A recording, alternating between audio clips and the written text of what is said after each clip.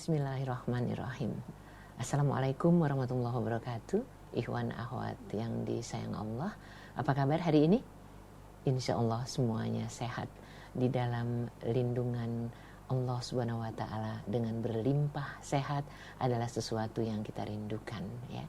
Dan hari ini seperti biasa hadir ke ruang dengar Anda, bincang komunikasi yang akan membuat kita insya Allah juga semakin mahir di dalam berkomunikasi dengan siapapun, dalam kondisi apapun, dan dimanapun.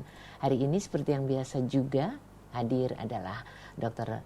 Laila Mona Ghanim. Assalamualaikum warahmatullahi wabarakatuh. Waalaikumsalam warahmatullahi wabarakatuh. Sehat? Alhamdulillah. Seneng banget lihat Mbak Mona. Kayaknya kehadirannya tuh memberikan secercah cahaya. Amin, amin, amin.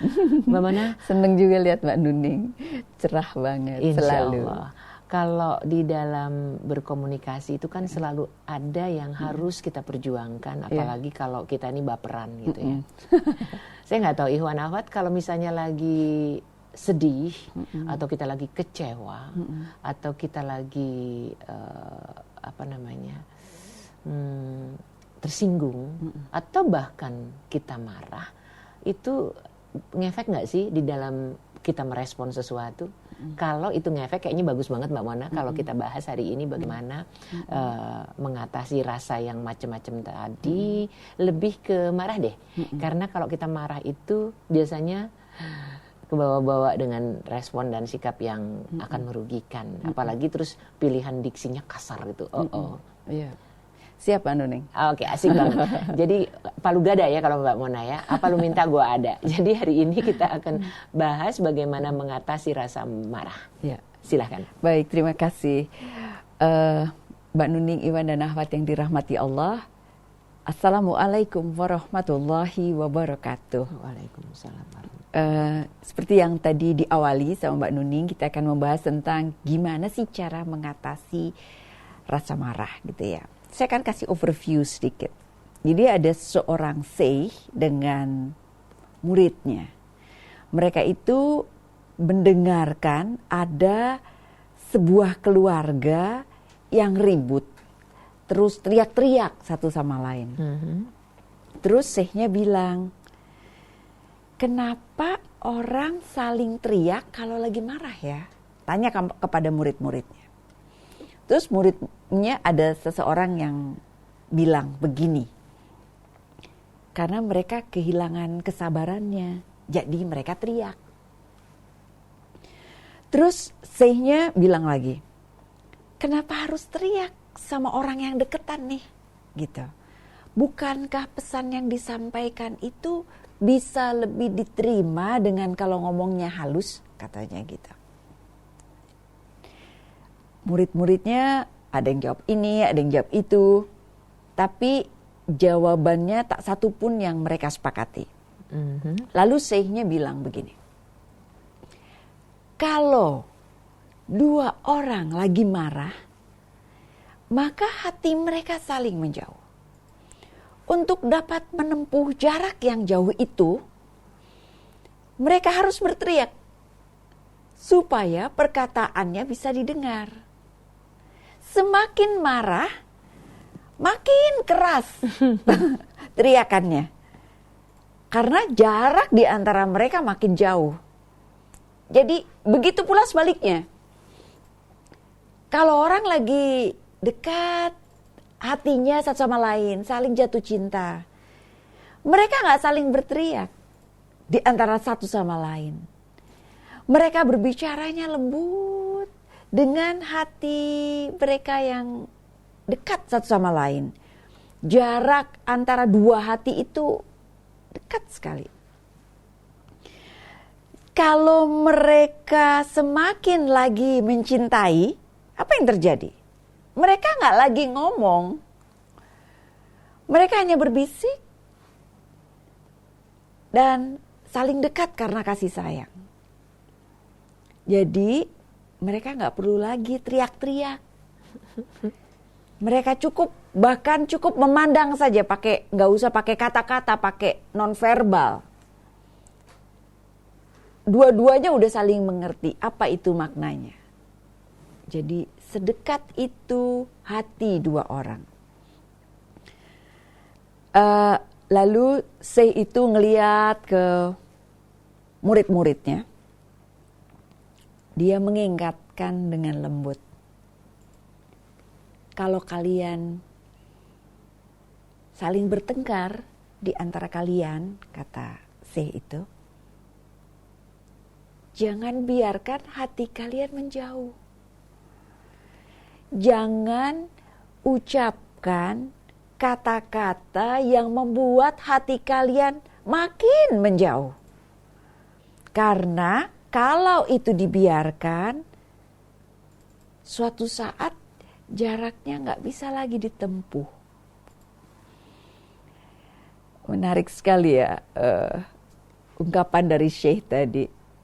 Jadi Iwan dan Akhwat yang dirahmati Allah, marah itu berimplikasi besar pada hubungan di antara manusia dengan manusia, komunikasi di antara kita. Ini akan kita bahas pada sore hari ini. Apa itu marah? Apa itu marah? Marah adalah perubahan dalam diri terkait dengan emosi yang dibawa karena ada rasa dendam, rasa kesal gitu ya, yang bergemuruh di dalam jiwa, di dalam dada kita. Ada ahli yang namanya Chaplin, dia bilang marah atau anger gitu ya dalam bahasa Inggrisnya, yang bisa karena marah, karena murka, karena berang, karena gusar. Itu adalah reaksi emosional yang ditimbulkan karena sejumlah situasi yang merangsang seseorang. Seperti misalnya dia merasa terancam, atau dia diserang, tubuhnya secara fisik diserang, atau dikekang dirinya, atau mendapat serangan verbal, ada omongan lisan yang nyebelin misalnya gitu ya, atau juga kecewa, atau juga frustasi. Jadi marah itu adalah emosi jiwa. Perasaan marah yang ada di dalam diri yang jiwa tadi diekspresikan atau dikomunikasikan melalui verbal atau non-verbal, yaitu dengan kata-kata atau dengan bukan kata-kata. Misalnya dia jadi ngelengos, itu non-verbal. Atau dia jadi cemberut, atau dia jadi berdiam diri, menjauh, itu non-verbal. Atau dengan kata-kata, ungkapan kesal yang tadi tuh, yang membuat jarak jiwa itu menjadi jauh. Nah, karenanya pantas banget kalau kita mengelola marah dengan bijak, sehingga komunikasi kita menjadi baik dengan orang lain. Saya tidak hendak mengatakan gak usah marah, jangan marah. Karena ada proporsi yang diperlukan untuk marah. Ada dampak positif juga, ada dampak negatif juga. Mari kita secara cerdas memilah dan memilih mana yang berdampak positif dan mana yang berdampak negatif. Saya suka juga dengan kisah yang luar biasa dari Sayyidina Ali bin Abi Thalib. Di masa perang Khandaq, umat Islam ditantang duel sama Amr bin Abdu Wad al-Amiri. Beliau adalah orang Quraisy yang sangat ditakuti, yang beliau non-muslim. Kemudian Nabi menanyakan siapa yang mau mengambil tantangan ini. Sebagian besar dari sahabat ngeri, tapi Sayyidina Ali bin Abi Thalib bilang, Ya Rasulullah, saya bisa, saya sanggup. Karena Ali waktu itu masih muda, Rasulullah mengulang tawarannya sampai 3 kali, tapi beliau insist, tetap aja pede gitu ya. Amr bin Abdul Wahab menanggapinya dengan tertawa mengejek, tetapi selama pertengkaran ternyata Ali yang menang. Paha Amr itu disabet dengan pedang dan Amr itu tumbang ke tanah. Sedikit lagi Ali bergerak, itu hatam gitu ya. Nyawanya melayang. Jadi kemenangan Ali sudah di depan mata, lalu hanya sedikit gerakan saja itu pasti melayang. Lalu dalam situasi terpojok, Amr itu memberontak, lalu dia tiba-tiba meludahi wajah Ali. Karena dihina itu Ali marah, tapi dia tidak segera menyabet, malah mengurungkan niatnya. Ali bilang, saat dia meludahi aku marah. Aku sangat ingin membunuhnya karena amarahku. Tapi tunggu sampai lenyap amarahku dan membunuhnya karena Allah. Jadi Ali luar biasa, mampu menahan amarahnya, mampu membuat pilihan bahwa dia sebenarnya ingin menjalankan bukan karena emosi, karena marah, bukan karena marah. Saya tidak bisa membayangkan ya, tidak semua orang mampu mengambil posisi demikian. Iwan dan Nahwat yang dirahmati Allah, marah itu ada yang terpuji, dilakukan untuk membela hal yang benar, untuk kehormatan, untuk menolong orang yang dizalimi, itu pantas. Tapi marah yang tercela adalah marah karena ego, balas dendam, bete aja, mempertahankan keegoisan diri. Marah yang tidak ditujukan untuk menegakkan kebenaran. Jadi ini yang sebaiknya kita hindari. Meskipun demikian, cara penyaluran marah, cara mengkomunikasikan marah, kita perlu lihat dengan sebaik-baiknya. Kita perlu kelola dengan sebaik-baiknya. Tidak kita diam saja atas sesuatu yang memang tidak pada tempatnya. Lalu nggak marah, diam aja. Plain menerima atas semua reaksi-reaksi yang baik benar maupun salah begitu. Kenapa orang marah? Ini secara umum, kenapa orang marah? Marah itu sekali lagi diekspresikan atau dikomunikasikan oleh seseorang. Nah, ada seorang psikolog dari University of Central Lancashire, dia bilang kehidupan modern saat ini nih memudahkan untuk kita memperoleh kebutuhan dasar. Kebutuhan dasar sandang, pangan, papan itu bisa jadi mudah. Tapi juga membuat kita lebih cepat marah. Padahal kebutuhan dasarnya tadi udah dapat ya. Sikap agresi dari seseorang sesekali diperlukan untuk mempertahankan diri, untuk survival strategy dalam kehidupan. Tetapi jika nggak sesuai dengan tujuan, bisa malah berdampak lebih banyak atau menimbulkan lebih banyak kemarahan atau menimbulkan lebih banyak masalah berikutnya begitu. kemarahan juga perlu untuk bertahan hidup, tetap untuk bertahan hidup yang telah berubah dari target atau menimbulkan gangguan-gangguan yang kita mencapai tujuan.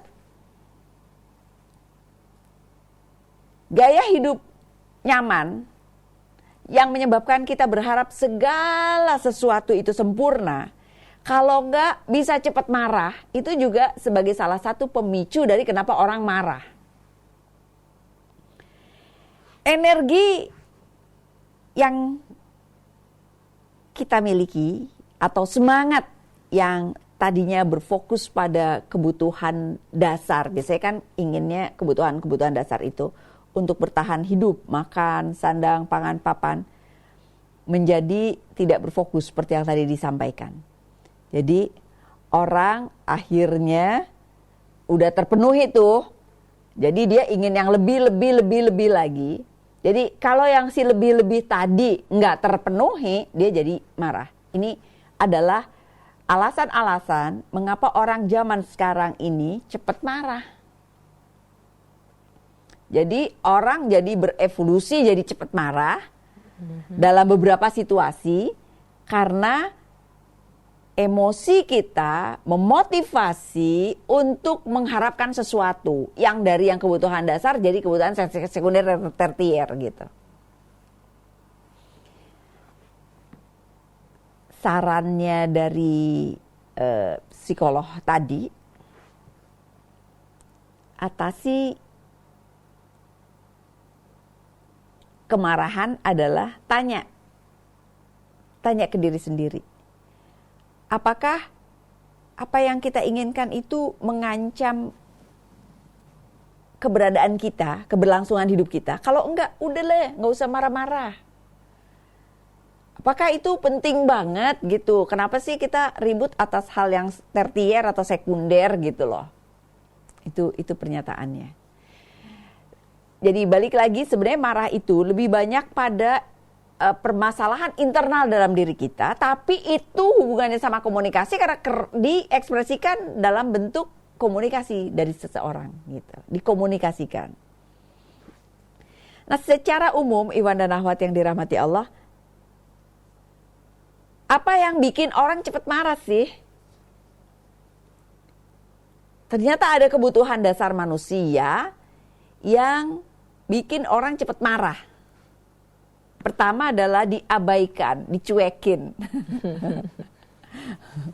Jadi gitu Mbak Nuning. Kalau orang dicuekin jadi ingin marah, kesel. Ketika kita berhubungan sama seseorang, lalu dia dicuekin, risikonya dia kesel, marah.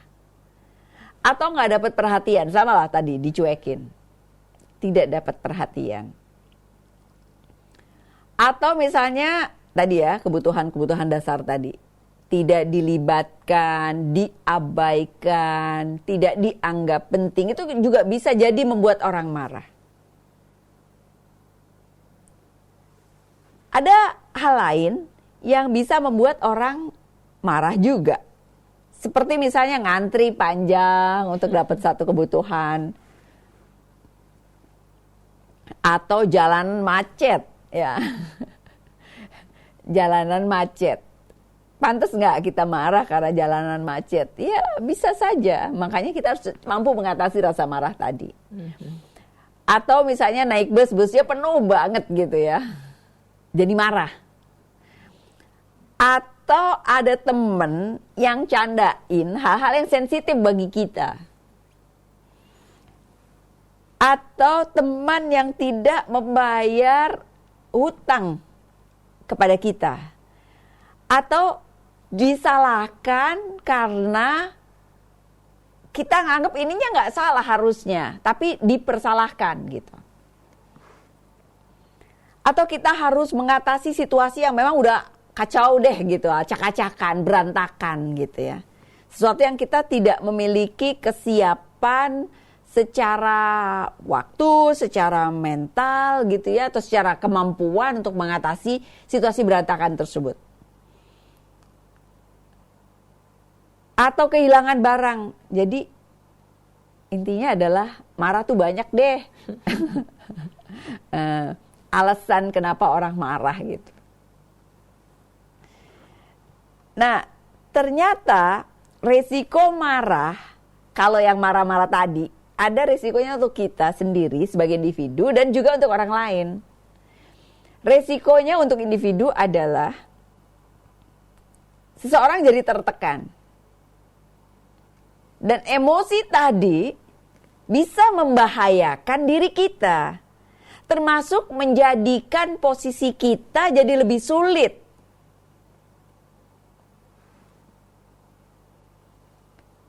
Atau kita tidak bisa menikmati situasi damai atau kenyamanan yang kalau nggak ada marah bisa kita nikmati gitu. Kalau lagi marah kan udah malas dan menikmati sesuatu. Nah, itu adalah implikasi marah ke diri kita sendiri. Sekarang gimana implikasi marah ke orang lain? Ketika kita mengkomunikasikan rasa marah kepada orang lain, balik lagi tadi potensi untuk jarak hubungan hati kita menjadi jauh dan juga berpotensi untuk melukai hati orang lain dengan marah.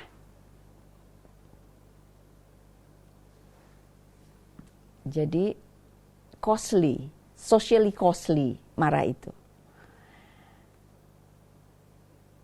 Apa yang terjadi dengan tubuh kita ketika kita marah? Ada serangkaian hormon, sistem saraf, otot yang bereaksi. Melepaskan adrenalin yang bisa membuat nafasnya jadi sesak, kulitnya bisa jadi memerah, ototnya tegang, rahangnya mengencang, atau juga perut, bahu, dan tubuh menjadi tegang, tense gitu. Jadi secara fisik merusak, nggak nyaman di tubuh kita. Secara hati keganggu potensi kita menikmati hal-hal lain. Secara hubungan kita akan membuat jarak dan melukai hati orang lain.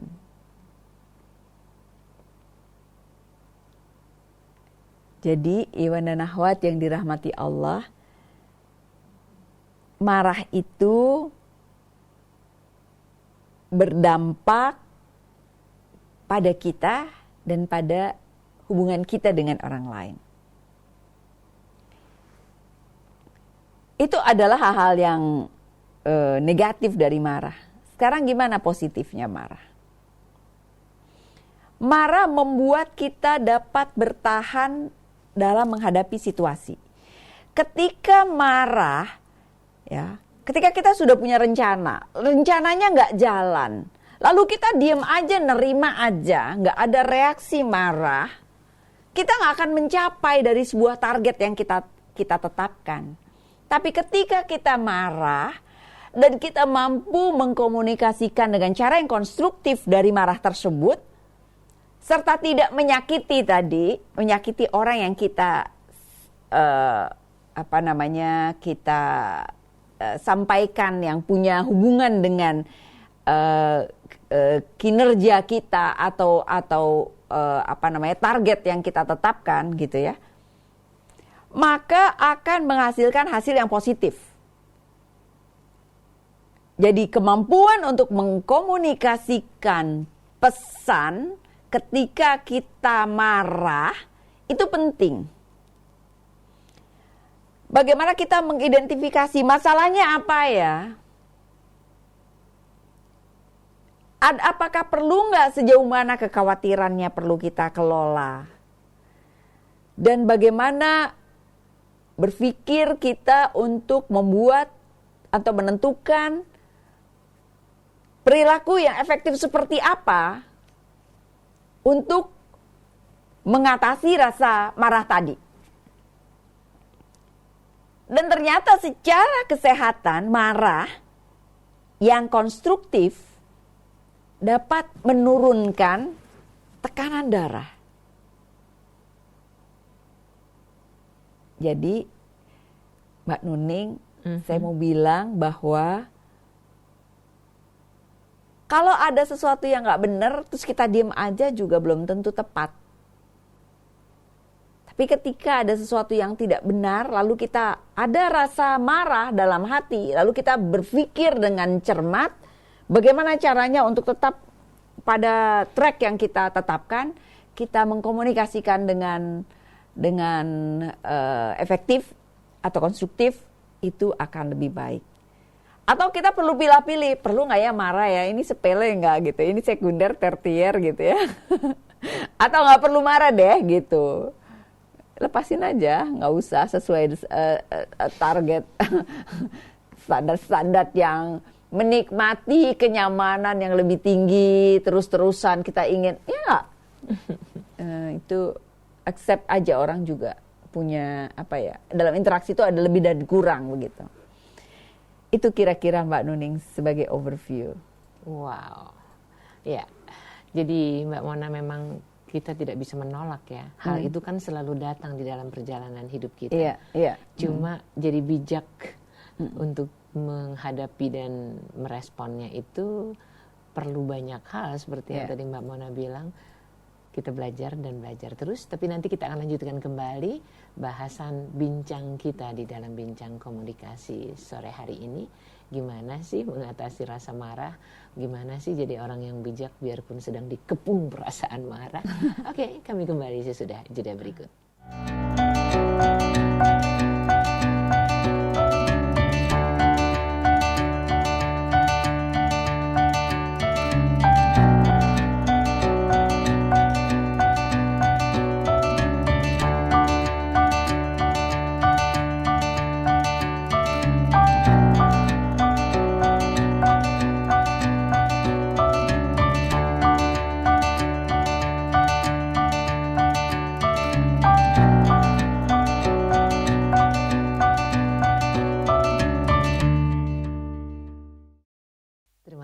Masih tetap bersama Rahasil untuk Islam yang satu di Bincang Komunikasi bersama Dr. Laila Monaganim. Kita lanjut kembali. Saya tidak tahu apakah Anda juga sudah mulai menyisir rasa marah yang ada pada diri Anda di dalam perjalanan yang pasti ketemu dengan marah. Mbak Mona, ngomong-ngomong soal marah yang nggak bisa dihindari, yang bisa kita lakukan itu kan bagaimana meresponnya. Ada orang yang meledak-ledak, dia nggak peduli apapun juga. Karena memang kayaknya itu yang perlu dia lakukan agar dia nggak dihina orang misalnya. Atau ada orang yang marah tapi nggak dikunyah, telan aja. Nah, ini kan sebetulnya bisa bikin penyakit ya. Kalau ngobrol sama dokter, marah tuh nggak boleh dipendam, dikeluarkan. Kalau Nuning marah ngapain? Ya udah, daripada marah-marah sama orang, deketin keyboard atau piano, main 20 lagu, beres gitu kan. Tapi ada juga marah yang jadi sifatnya justru membangun, konstruktif. Tapi kan kita nggak tahu nih yang mana sih yang harus kita lakukan, padahal semuanya kayaknya perlu gitu. Mungkin bisa digambarkan yang membangun tuh kemarahan yang seperti apa, terus modalnya marah yang membangun tuh apa gitu Mbak Mona. Mbak Nuning, Iwan dan Ahwat yang dirahmati Allah, bener sih ya tadi yang Mbak Nuning omongin, ada tipe-tipe reaksi yang orang lakukan ketika dia marah. Tipe orang mengekspresikan marahnya gitu ya. Yang pertama adalah yang destruktif, yang rusak sebenarnya marahnya itu. Dia teriak-teriak, mukul-mukul, kemudian juga ninju ya. Pilihan diksinya juga kotor. Ya, pilihan diksinya kotor ya, marah-marah dan lain sebagainya, ngelempar barang, rusak barang, marah-marah deh. Mungkin kita pernah dengar ya orang-orang yang kayak gitu ya. Mudah-mudahan bukan kita. Ya, insya Allah, amin. Kemudian yang kedua adalah tipenya memendam. Yang tadi Mbak Nuning sampaikan, dia masukin, ditelan sendiri, dikunyah-kunyah gitu ya. Apa implikasinya? Sakit. Jadi sakit. Jadi merusak diri. Jadi depresi. Bisa sampai bunuh diri. Bisa gangguan nafas. Bisa jadi akhirnya dia merokok, akhirnya minum minuman atau juga narkoba dan lain sebagainya. Sesuatu yang bisa membahayakan dirinya sendiri karena dia merasa tidak ada saluran. Yang pertama tadi saluran, tapi salurannya destruktif. Yang kedua nggak disalurkan, dipendam aja. Yang ketiga adalah yang sebaiknya kita pilih, yaitu secara konstruktif. Kita komunikasikan, kita ekspresikan dengan mengontrol marah, dan mengekspresikan rasa marah. Ini mengontrol dalam pikiran. Pantas gak saya marah? Atau nggak pantas? Atau ini minor atau mayor? Atau ini sekunder, primer, sekunder atau tertier? Ini survival memang benar-benar penting, mendasar, atau ini ya aksesoris gitu ya. Nggak perlu deh aksesoris yang bikin marah-marah begitu. Lalu di dalam diri, lalu juga dalam mengkomunikasikan sama orang, misalnya perlu disampaikan kepada orang lain, disampaikannya dengan cara yang baik gitu. Jadi how to manage your anger penting banget untuk kita miliki. Ini adalah modal yang dibutuhkan untuk bertahan hidup, untuk bisa menjalin komunikasi dengan baik kepada orang lain. Nah, saya akan mengajak untuk melihat dari Aristoteles, ya. Dia punya catatan, ada cara untuk mengatasi emosi marah. 5 hal tentang marah, yaitu ketika kita marah sama orang yang pas, gitu ya. Jadi A sama B, jangan marahnya sama C, gitu. Salah alamat, gitu. Dan tidak jarang orang tidak tepat dalam memilih kepada siapa secara konstruktif menyampaikan pesan tersebut. Berarti udah nggak konstruktif lagi, ya kan? Kemudian dengan kadar yang tepat, ya, nggak berlebihan, tidak melebih-lebihkan kemarahan atas hal-hal yang sepele, atau juga penyampaiannya atas sesuatu yang objektif, bukan sesuatu yang subjektif. Kayaknya aku nggak suka deh, gitu ya. Tapi lebih kepada ini apa substansinya gitu yang membuat seseorang menjadi emosional. Itu yang kedua, sama orangnya yang pas, yang benar. Kedua, dengan kadar yang pas. Ketiga, waktunya juga pas. Kemarahan itu seharusnya tidak salah tempat atau waktu. Tidak bikin orang malah jadi malu dan malah memberontak. Dampak dari kemarahan yang kita salurkan kepada orang lain berisiko lebih mahal pada hubungan tersebut. Sekali lagi, orangnya yang benar, yang pas, kadarnya yang pas, waktu dan tempatnya yang pas, kemudian tujuannya juga pas, tujuannya juga tepat, yaitu tujuannya untuk memperbaiki dan mengembangkan orang lain atau sesuatu hal.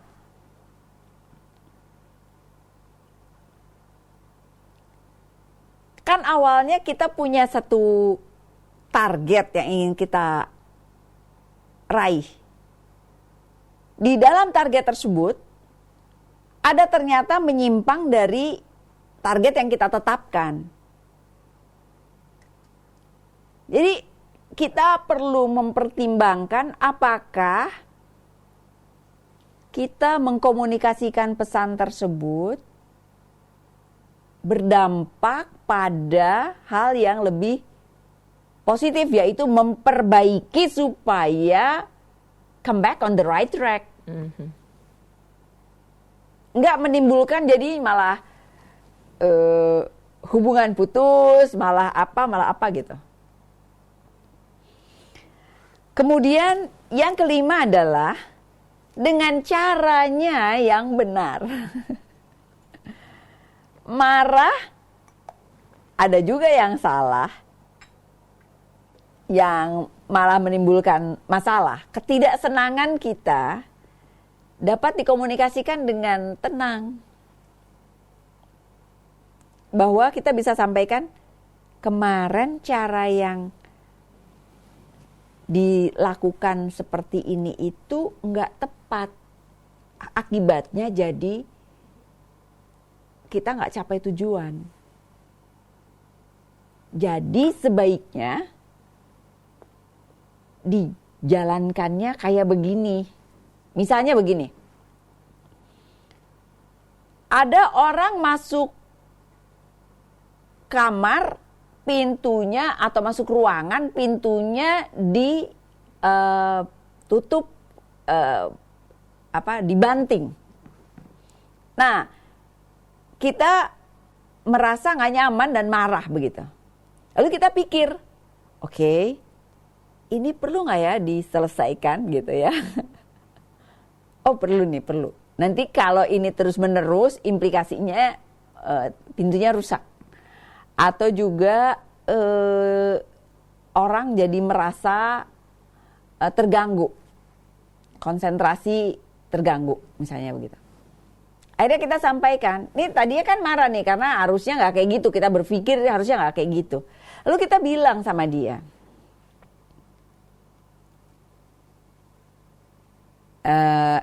misalnya kita sebut namanya Tuti misalnya, Tuti, kamu nutup pintunya keras, akibatnya saya jadi nggak enak dengarnya dan bisa beresiko pintunya cepat rusak. Jadi sebaiknya nutup pintunya pelan-pelan aja ya. Kita bisa sampaikan dengan cara yang benar. Jadi Iwan dan Akhwat yang dirahmati Allah, itu beberapa catatan cara mengatasi marah. Lalu gimana cara mengatasi marah dalam Islam? Nah, ini nih. Dahsyat sekali ya ternyata ya. Saya belajar lagi tentang bagaimana Islam itu mengarahkan jalannya kita dalam menghadapi kehidupan. Ada beberapa strategi. Yang pertama, memaafkan. Dahsyat ya. Memaafkan. Ini mungkin terlepas dari yang tadi, yang kasus yang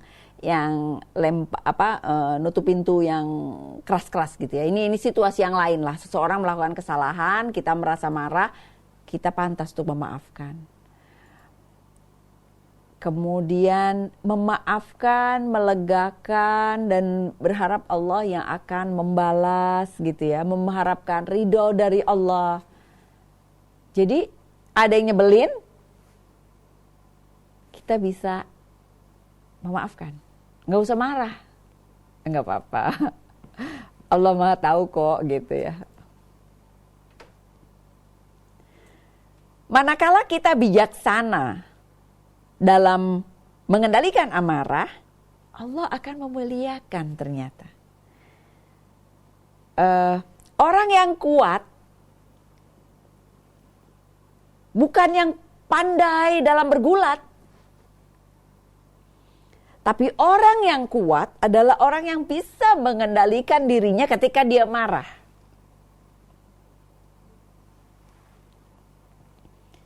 Jadi saran yang pertama adalah memaafkan. Jadilah engkau pemaaf dan suruhlah orang mengerjakan yang ma'ruf.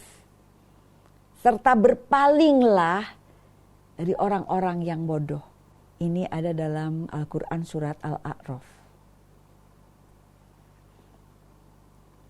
Ayat 199. orang-orang yang menafkahkan hartanya baik di waktu lapang maupun sempit, dan orang-orang yang menahan amarahnya dan memaafkan kesalahan orang. Allah menyukai orang-orang yang berbuat kebajikan. Itu ada juga dalam Al-Quran, surat Al-Imran. Iwan dan Akhwat yang dirahmati Allah, jadi ternyata panduan untuk menahan marah itu cukup banyak ternyata. Dahsyat ya, ditetapkan dengan spesifik di dalam buku panduan umat Islam. Ada Quran surat Asy-Syura, bersabar dan lebih baik untuk memberi maaf. Allah Subhanahu wa Ta'ala bersabda yang artinya, dan jika mereka marah, mereka memberi maaf. Luar biasa, Mbak Nuning, keren banget ternyata. Maaf, satu kata yang sangat-sangat bermanfaat ya. Marah, Tapi minta maaf. Kita memberi maaf. mudahkah itu? Iya. Ini dia. Jadi ketika kita melegakan hati kita, menyebut nama Allah dalam istighfar, ya, istighfar itu meminta maaf atau memohon ampunan kepada Allah, itu luar biasa. Itu jadi lebih lega. Kalau ini ada nggak secara instan gitu ngatasin rasa marah biar kita tidak terjebak pada respon yang negatif tadi selain istighfar? Ya, ada Mbak Nuning. Itu yang tadi yang pertama adalah memaafkan. Lalu marah maafin gampang ya? Kayaknya susah deh. Iya. Itu level, kan kita ngelihat level-levelnya nih. Oh, kita masih bisa ya. di mana? Kalau orang yang udah bisa sambil marah kemudian memaafkan, keren banget. Kita akan ngelihat Mbak Nuning di mana tepatnya untuk kita memperbaiki secara konstruktif. Yang tadi tuh, misalnya dia nutup pintunya yang bisa bikin rusak nih, kalau sebulan lagi rusak nih pintunya nih, ya kan? Dibanting melulu. Ini nggak pantas buat, ya kan? Iya. Nggak pantas buat kita diam. Kita perlu sampaikan secara konstruktif. Nggak usah destruktif, kita marah-marah, kita Gantian nonjok marah atau apa gitu, ya kan? Tapi kita secara konstruktif. Ini tahapan kualitas manusia. Tapi yang itu tadi memang pantas untuk kita lakukan. Iya. Nah sekarang dalam konteks yang orang berbuat sesuatu yang nggak nyaman untuk kita, atau kita merasa kita dizalimi, dan kita mampu memaafkannya, itu sebuah panduan yang ditetapkan, yang saya membaca dengan pengetahuan saya masih perlu terus-menerus ditingkatkan terkait dengan religi ini gitu ya. Ternyata di dalam Al-Quran itu sudah ada catatan-catatan untuk kita memaafkan gitu. Itu diingatkan. Jadi petunjuknya jelas ya sebetulnya. Memaafkan, keren ya. Lalu memohon ampunan kepada Allah, ya kan? Saya suka sekali ya yang yang pernyataan-pernyataan Astagfirullahaladzim. Aduh, saya suka sekali. Jadi kalau lagi dengerin istighfar kayak gitu tuh rasanya lembut lagi. Jadi kita lagi itu kita bisa dengarkan dan kita sambungkan kepada diri kita, ya. Oke, jadi Mbak Mona, kalau kita misalnya nggak ada urusannya sama orang, tapi sama berita di TV atau di medsos, kita marah karena berita itu, udah nyanyi istighfar aja. Iya, betul. Soalnya itu kan merugikan jelas, tapi kita nggak bisa ngapa-ngapain juga, marah sendiri gitu. Iya. Ya, mari kita lanjut. Kemudian yang kedua adalah tanamkan dalam diri, pantas marah nggak sih? Kalau kita marah ini karena Allah enggak gitu. Marah atas sesuatu yang tidak diperintahkan. Itu kualitas orang yang keren banget. Semoga kita bisa seperti itu, Mbak Nuning. Insya Allah. marah untuk hal-hal yang terkait kebajikan, yang berdasarkan kebajikan, rujukannya karena memang itu untuk hal yang baik. Nah, pantas tuh kita marah. Makanya kita kelompokkan, diferensiasi, kita klasifikasikan nih marah kita nih, pantas nggak gitu kan? Yang tadi tuh kalau ada orang nyebelin kita, terus kita memaafkan gitu ya kan, kita tadinya bisa marah nih, tapi kita memaafkan, itu keren. Lalu kita lihat lagi, ya sekarang isu yang kedua. Marahnya boleh nggak boleh atas sesuatu yang kebaikan gitu. Meskipun nggak ada urusannya sama diri kita ya. Iya. Meskipun ada juga konsekuensi logisnya. Sok banget sih lo, sok suci, sok gitu misalnya kemarahan. Karenanya gitu. Cara meminimalisir itu dengan cara yang konstruktif tadi, Mbak. Nah, konstruktif ini kalimat yang nomor satu harus tetap kita pegang ya. Oke. Kemudian usahakan untuk lembut. Itu dia ternyata konstruktifnya. Jadi marah itu pantas marah kalau memang itu memang tepat untuk kebajikan, mempertahankan kebajikan. Tapi sampaikan dengan cara yang lembut. Itu akan meminimalisir potensi kemarahan dari orang lain. Jadi ya udah, lembut. Lembut, konstruktif, pilihan katanya juga tepat, objektif. Yang tadi, saya tidak nyaman ketika kamu menutup pintunya keras-keras atau terasa dibanting, karena saya jadi deg-degan, saya jadi nggak bisa konsentrasi, dan resikonya pintunya bisa cepat rusak. Jadi sebaiknya pakai solusi. Ini yang Anda lakukan, ini dampaknya, ini yang sebaiknya dilakukan. Jadi sebaiknya kalau nutup pintu, pelan-pelan aja ya. Dengan lembut, sehingga orang nggak berpotensi marah. Ini refleksi sekali Mbak Nuning. Ini untuk mencapai tahapan ini kita semua adalah manusia pembelajar yang membuat kita memperbaiki terus, melihat diri lebih baik atau mengasah diri lebih baik dan lain sebagainya. Terus Rasulullah memberikan panduan terkait nonverbalnya, bayangin coba. Bahasa tubuhnya. Bahasa tubuhnya. Oke. Jadi kalau lagi marah, duduk. Kalau masih marah juga, ngeletak. Iya, kalau lagi berdiri marah terus duduk. Kalau enggak juga reda, tiduran. Kemudian kalau berdiri duduk, kalau masih marah tiduran.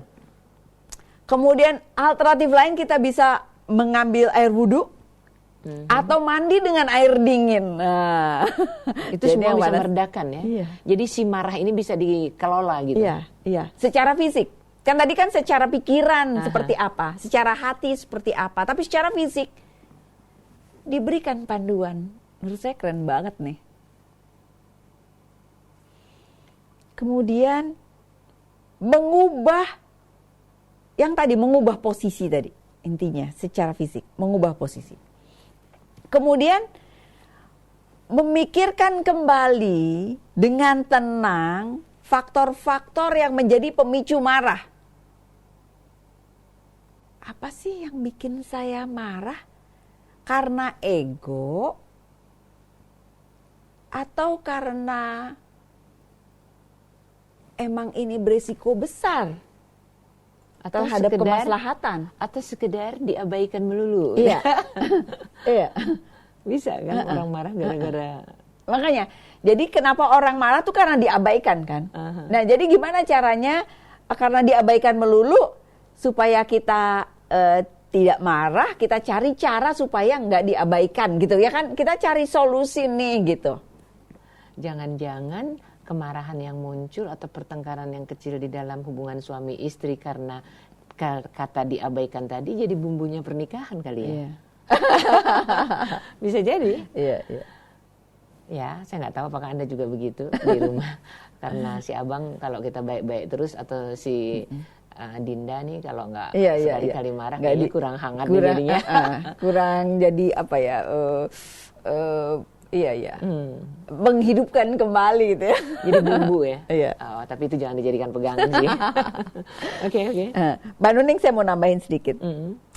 Saya punya teman, saya suka sekali cara dia pandangnya dan itu menginspirasi saya. Jadi kalau dia lagi bete atas sesuatu, dia munculkan kata, itu orang lagi kocak ya, kata dia. Bukan lagi kumat ya. Kocak deh dia ngomongnya begini. Padahal itu si omongannya itu tuh yang dia sebutkan tentang orang itu nyebelin banget gitu ya. Tapi dia mengutip kata kocak, diselipkan dalam statement itu, langsung menurunkan standar yang tadinya harusnya emosional menjadi menurun. Oh iya ya, kocak ya gitu. Kocak deh. Tapi Mbak Mona, ketika kalau kita refresh ke belakang, pada saat kita masih belum terlalu matang lah ya, itu kayaknya enak banget deh. Marah membuat kita lebih dihargai itu, misalnya entah itu dibully atau apa. Kalau kita diam aja, makin jadi orang-orang membuli kita. Tapi kan itu nggak bisa juga kita lakukan setelah kita dewasa ya. Iya. Karenanya pasti ada alasannya mengapa itu menjadi seperti itu. Bisa jadi kita perlu menempatkan diri dengan baik sehingga dia tidak pantas untuk melakukan hal itu pada kita, ya kan? Sebenarnya itu refleksi untuk kita gitu. Kenapa dia bully? Karena dia mungkin ngelihat ada sesuatu yang dia pantas untuk main-mainin dan lain sebagainya. Tapi dengan kita, ya kan, kita bisa marah atau kita bisa bertanya, refleksi tadi, mikirin kembali apa sih yang membuat dia itu, oh kali saya begini jadi pantas gitu, ya kan? Seperti halnya kalau kita harus mempertahankan diri dari tuduhan, serangan ataupun dari orang lain, tanpa marah kita akan semakin diinjek-injek gitu. Iya. Itu pilihan marah yang positif ya tapi ya. Iya. Tidak meledak-ledak. Iya, betul. Tapi juga kita harus lihat apakah ini marahnya itu karena kita memang dalam ranah yang benar. Ya, jangan sampai misalnya kita ranahnya yang salah gitu. Balik lagi tadi, dalam memilah-milih pantas apa enggak saya marah itu perlu kita lihat. Kemudian cara mengatasi marah lainnya adalah tersenyum. Jadi tersenyumnya ke diri kita sendiri, ya. Balik lagi ngelihat, senyum lagi ke diri kita sendiri supaya kita nggak jadi bukan ke orang tersebut ya, tapi kita misalnya ke dalam diri kita sendiri, udah nggak penting gitu ya. Kita atau kita positive thinking, husnuzon, yang memahami alasan, sikap, perilaku orang lain kenapa dia begitu gitu. Kenapa dia bereaksi seperti itu, barangkali kita tadi memikirkan, berefleksi dan lain sebagainya. Kemudian sedikit lagi berlatih menunda marah. Jadi lagi marah, ntar dulu, saya pikir-pikir dulu, jangan on the spot. Saya lihat dulu, oh iya, baru setelah itu kita bisa lihat, bisa lebih tenang, kita bisa mengklasifikasikan ini substansi atau enggak, ini penting atau enggak, ini gimana cara bereaksi dan lain sebagainya, dibandingkan on the spot langsung, karena di situ emosinya lah masih panas, masih kalau merah. on the spot langsung nggak pakai ditunda dulu, bisa liar, dan kata-kata yang keluar juga keren banget pasti. Habis hubungannya. Habis itu titik tamat gitu ya. Betul. Ya, rugi sekali. Iya. Kemudian kita juga bisa dekat sama orang yang adem. Ada ya orang yang adem. Orang yang kita cintai, yang tadinya kita marah, kita mendekat sama orang yang kita sayangi, itu jadinya lebih adem. Atau orang yang enak lah gitu ya, itu jadi menetralisir gitu. Kemudian salah satu alternatif untuk marah adalah diam. Udah diam dulu. Itu tadi ya, jadi kita menenangkan diri, kita diam. Ketika kita merasa ini saya belum sanggup nih menahan amarah saya ini. Daripada saya marah jadi destruktif, mendingan saya diam. Jadi ada sebuah hadis yang mengatakan apabila salah seorang dari kalian itu marah, hendaklah dia diam. Oh, jadi pantas kalau ada yang bilang kalau dia diam hati-hati itu berarti lagi marah gitu ya. Kan ada kan. Biasanya ramah, hangat tapi kalau ini diam gitu. Iya, itu sign bahwa dia juga marah. Oke. Alternatif lain adalah menulis. Nulis nih. Mau jadi karya nih, keren ya. Tuliskan, ekspresikan dalam bentuk tertulis. Mungkin kita simpan saja ya daripada kita nanti share ya. Dia nanti apalagi sekarang tulis nulisnya di medsos, semua orang tahu dong. Jangan deh, jangan. Menulisnya untuk kita mengungkapkan, yang keluarin. Jadi kita salurkan tetap gitu. Kemudian komunikasi yang proaktif. Karena orang bukan pembaca pikiran, maka kita sampaikan kepada orang tersebut. Tadi marah yang konstruktif, kita sampaikan sama orang tersebut, gini nih permasalahannya nih, gitu. Jadi ingat tadi yang 5 tadi, orangnya pas beneran dia, waktunya pas, tujuannya pas, cara ngomongnya pas dan lain sebagainya itu. Tapi dari yang Mbak Mona sampaikan tadi, ada nggak orang yang tadi di awal marahnya sama si A, tapi kemarahannya ditumpahkan ke si B? Ya. Ini faktor apa yang membuat dia seperti itu? Yang tadi, harusnya kita marah sama orang yang tepat. Nah, orang yang marahnya tidak tepat, itu berarti dia nggak bisa secara konstruktif menyelesaikan emosi dalam diri tadi, ya kan?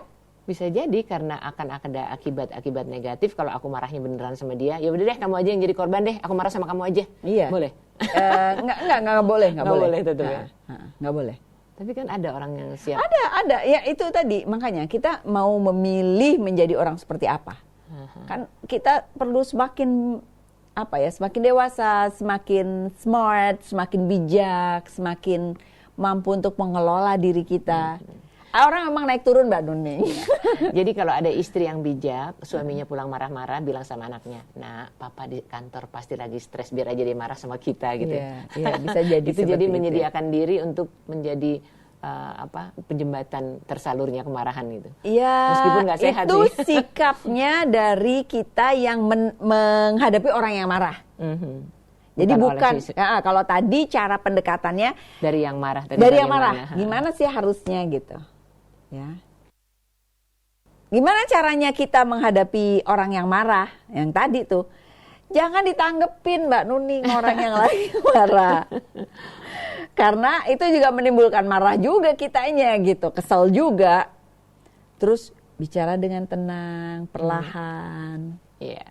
Itu tadi yang istri yang baik atau pasangan yang baik ya, pasangan ya, baik suami atau istri yang mampu untuk menenangkan gitu ya. Sehingga kan? marah jadi bumbu yang justru memperlezat rasa gitu. Iya. Siapa sahabat Rasulullah yang istrinya marah-marah mulu gitu.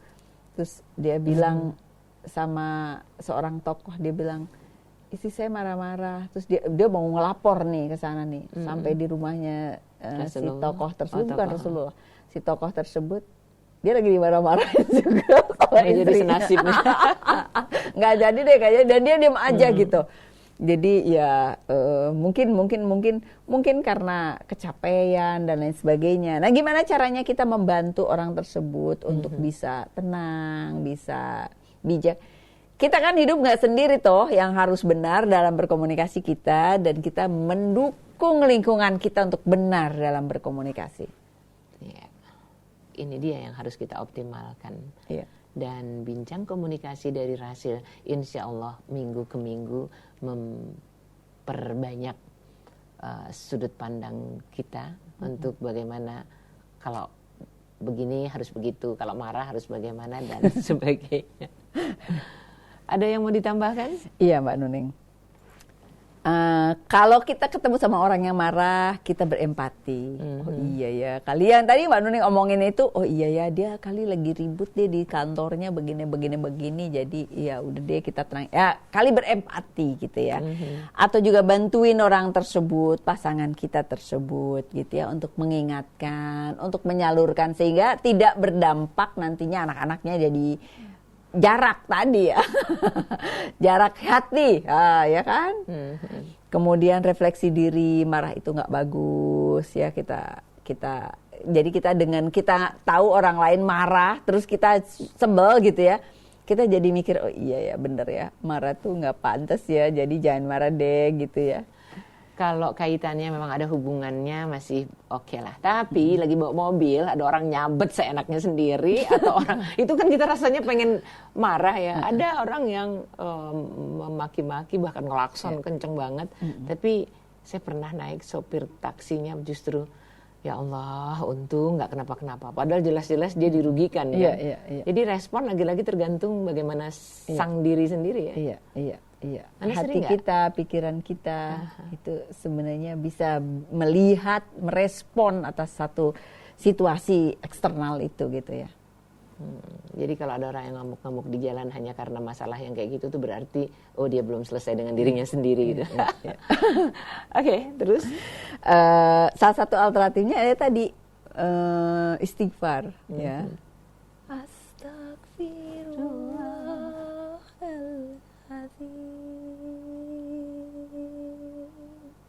Terus kita dengungkan untuk ingetin kita, saya suka sekali dengan itu.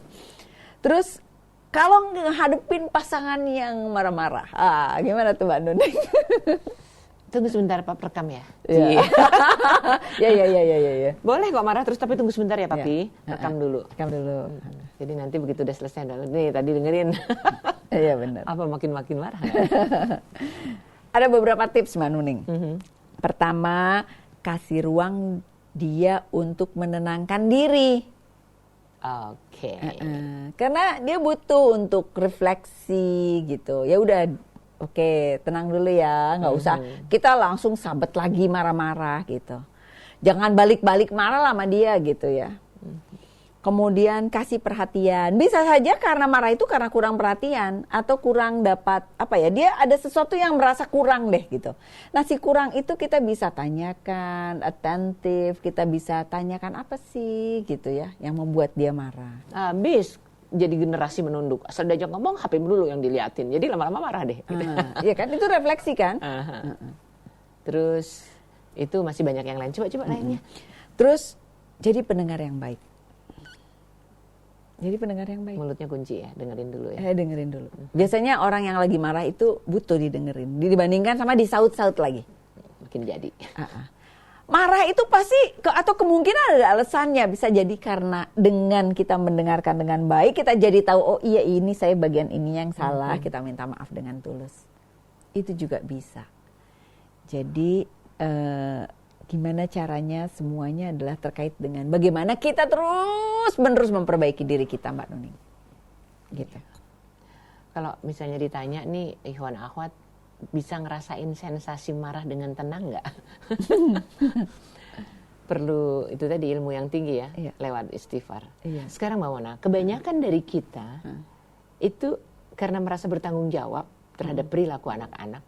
Nah, marah ini yang tidak mudah sekali kita kendalikan sesuai dengan konteksnya atau kadarnya. Ada saran nggak? Iya. Anak adalah titipan dari Allah kepada kita. Jadi bagaimana membangun jiwa yang sehat dari dirinya, membangun kemampuan dia, membangun kepercayaan diri dia, membangun keimanan dia dan lain sebagainya itu perlu proses. Untuk itu kita dengan proses yang jatuh bangun itu perlu mampu memberikan stimulus yang pas gitu. Nah, stimulus yang pas ini yang harus diasah terus sehingga kita nggak asal. Kalau dia ngaco, kita bantu, kita ingatkan, ya kan? Atau anak-anaknya malah marah-marah, kita dengarkan, kita ingatkan, atau kita kasih dia kesempatan untuk marah. Memang ada berhak juga untuk marah supaya dia tahu oh iya ya ini. Atau berhak juga kita marahin dengan cara yang tadi yang konstruktif tadi. Jadi kemampuan kita membantu anak ini untuk menjadi manusia yang dewasa itu proses di rumah itu sangat penting. Karenanya emosi marah itu perlu kita bantu untuk mengelola dengan baik, seperti yang tadi kita sudah bahas begitu Mbak Nuning. Termasuk juga kalau kita tadi mau mulai siaran kan ada hitungan tuh. Hitungan mundur 10, 9, 8. Apakah ketika kita mau marah pada anak, dulu tuh kalau nggak salah orang-orang tua tuh selalu mengingatkan, ngitung 10, nanti kalau udah sampai 10 hitungan kemarahanmu tidak meledak-ledak. Atau bahkan saya pernah diajarin, kalau kamu mau nyubit anakmu, cubit dirimu sendiri dulu. Biar cubitan keduanya nggak terlalu sakit. Betul.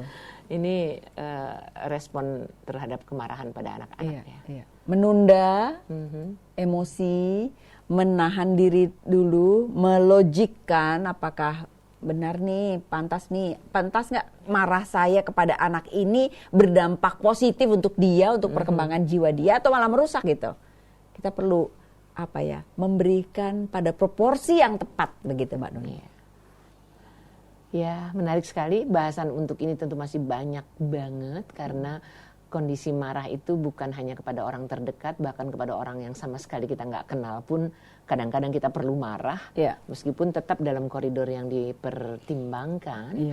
Tapi Mbak Mona, kita rangkum bahasan sore hari ini. Ikhwan dan akhwat yang dirahmati Allah, konflik ada dalam setiap hubungan yang penting, ya.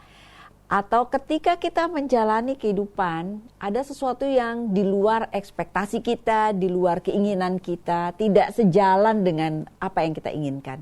Dan itu menimbulkan kita marah, dan itu menimbulkan kita kesal. Gimana caranya kita mengatasi rasa marah itu secara konstruktif, bukan destruktif. Baik destruktif kepada orang lain yang implikasinya hubungannya habis tuh sama orang itu, atau destruktif ke diri kita sendiri, mendem, marah, dan merusak gitu, bikin sakit jiwa, raga gitu ya. Yang perlu kita lakukan adalah konstruktif. Dan di dalam Islam alhamdulillah sudah ada panduan-panduan yang pantas untuk kita teladani. Semoga dialog ini menginspirasi dan terus-menerus mari kita memperbaiki diri kita. Terima kasih Mbak Nuning. Wassalamualaikum warahmatullahi wabarakatuh. Waalaikumsalam warahmatullahi wabarakatuh. Terima kasih Mbak Mona dan ikhwan akhwat.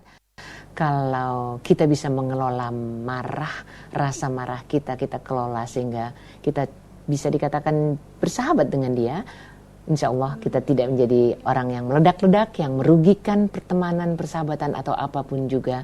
Dan yuk kita perbanyak istighfar. Billahi taufiq wal hidayah. Wassalamualaikum warahmatullahi wabarakatuh. Waalaikumsalam.